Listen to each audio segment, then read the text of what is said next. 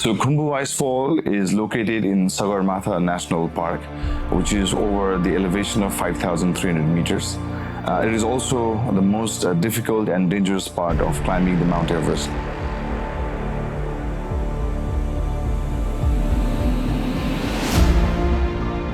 So, in order to reduce the risk of Icefall Doctors, we have introduced 3D modeling and 3D mapping technique to help create a 3D map of the Khumbu Icefall. And in that way, they're going to reduce the risk of their lives as well as increase their efficiency by calculating where to fix the ladders and which way to fix the routes. That will help them go to the icefall directly.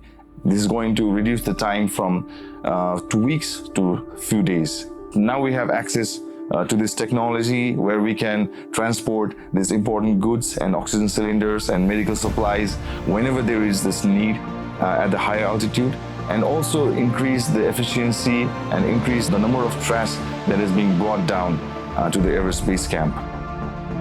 We are at Everest Base Camp right now. We've been doing this project with Khumbu Gaonpalika and SPCC. The collaboration has been really good. It's been 3 years right now.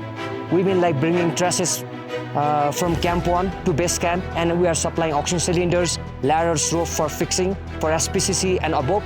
So with the help of drone technology and the recent RTK advancements, now we can get centimeter level accuracy without having to choose a fixed point and without having to again climb the difficult terrain.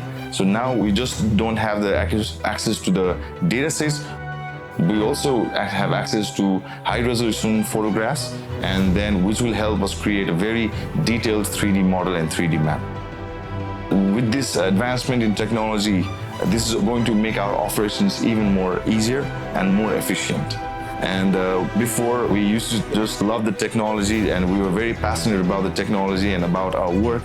But now we realize our work it means more than just technology. It means saving the lives of people that can make a huge difference